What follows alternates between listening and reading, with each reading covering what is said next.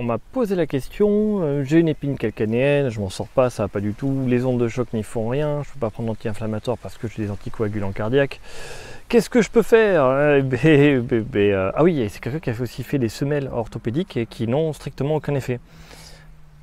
À mon avis, si les semelles n'ont pas d'effet, si ça dure depuis super longtemps, alors que tu as essayé sûrement de te reposer le week-end ou quoi, de pas trop marcher pour voir ce qui se passe, pour faire passer l'inflammation, à mon avis, c'est un problème de dos et ou de sciatique. C'est soit des projections dans le pied sur les territoires sensitifs L1, c'est une névralgie sciatique, c'est névralgie. Hein.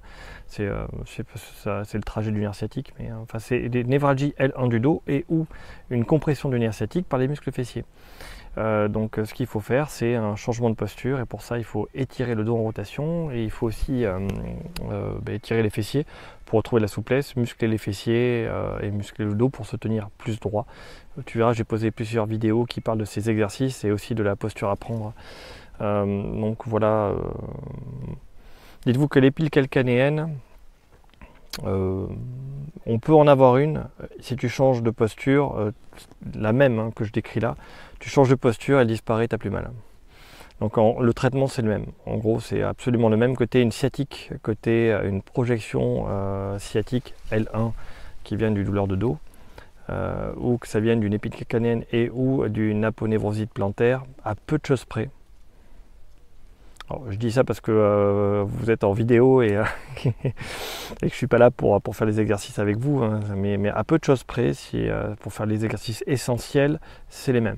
Il faut retrouver de la souplesse de dos, retrouver de la force, souplesse de dos, souplesse de fessier, retrouver de la force dans les cuisses, derrière les cuisses, les ischio-jambiers, les fessiers, le dos aussi, toute la chaîne postérieure, la musculature postérieure, et avec ça on va pouvoir se tenir, hop là, plus droit.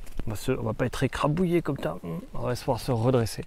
Quand on marche, on va jeter les jambes en avant, on va pas se casser la figure, tu vois. On va pas se tomber en avant quand je marche. Je vais pouvoir me tracter en avant avec mes pieds et sentir mon bassin qui part devant. Le bassin il va partir devant, mes jambes me tractent. C'est pas je rattrape le fait de me casser la binette en avant. Souvent les gens qui marchent, ils vont prendre un déséquilibre avant et hop, ils vont faire des petits pas comme ça en rattrapant le déséquilibre. C'est comme ça qu'on se crée des problèmes articulaires. Alors que si au contraire j'essaie de faire de grands pas et c'est mes pieds qui me tirent, que c'est la posture de Dragon Ball Z quand il passe en Super Saiyan. Si tu connais pas Dragon Ball Z, va voir de suite ce que c'est. Et cette posture en fait de lordose où on avance, enfin ils courent pas, ils volent, c'est un manga. C'est peut-être pas le bon exemple. Mais voilà, la position est hyper fort. On est dos creusé et on avance en gardant le dos creusé avec mes pieds qui me tractent. Il ne faut pas être assis sur les fessiers. C'est ça qui va vraiment permettre le changement de posture d'aller mieux. Dis-toi que c'est pas une épile calcanéenne, sinon les semelles auraient sûrement eu une efficacité. C'est même sûr.